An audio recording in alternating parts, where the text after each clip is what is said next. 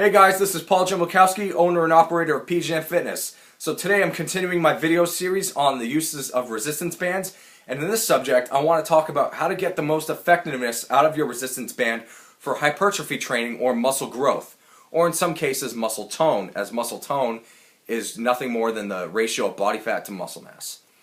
Okay, so as I've explained in a previous video, free weights are different than resistance bands because most of the resistance comes in the first 60 to 70% of the rep. So I'm not going to feel the rep here, or the challenge here, as much as I would from the beginning to about here. Okay, now I'm using the bicep curl as an example, but this is pretty generally true among most exercises. Whereas it's the opposite with the resistance band, because the further I get away from my body, as opposed to the free weights, it's going to get harder, as opposed to in the first 50% of the rep. So if I'm using a band and I'm doing a bicep curl, I'm going to feel it more here than I am down here. That's just the nature of the beast. Okay, so because the resistance is going to increase exponentially.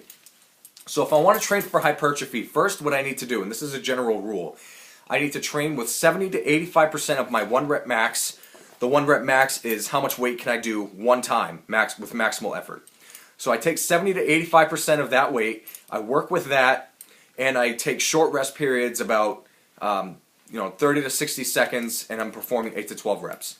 So with the bicep curl, for example, what I need to do is make sure I'm using a band that's about challenging enough so that I can perform the entire rep, but also make sure that it's challenging from point A all the way to point B.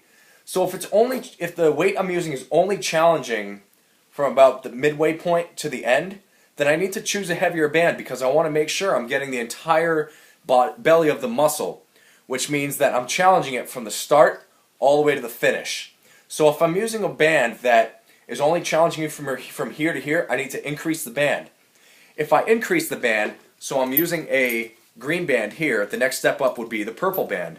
If I increase to the purple band and it's challenging me in the first 50%, but it's so challenging that I can't finish the entire rep, what I can do is actually train to do 8 to 12 reps with the purple band for the first 50%, and then I can switch back to the green band, which I still actually have connected.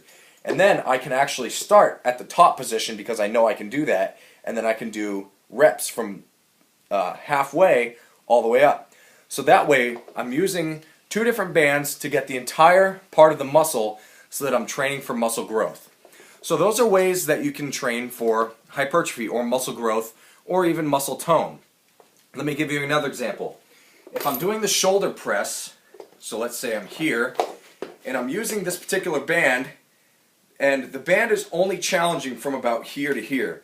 Now again, the further away I get from my body, the more challenging the band is going to be.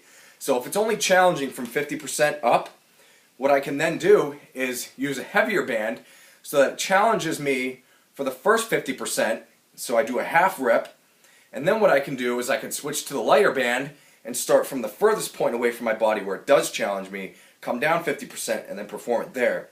And I can do 8 to 12 reps with 2 different bands, 2 different styles. So I might, again, start with the heavier band and do the first 50% here, 8 to 12 reps, and then I might switch to the lighter band and start up here and do 8 to 12 reps for the last 50%. That way I'm getting the whole area of the muscle that I'm working for, as opposed to only the part of the muscle that's getting worked in either the first 50% or the last 50%.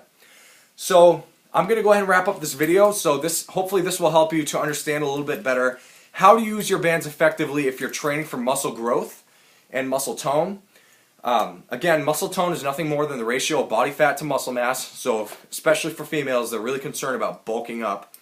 So if you want to tone up, odds are you're going to add some muscle mass. You're going to. It's just going to happen, as well as losing body fat.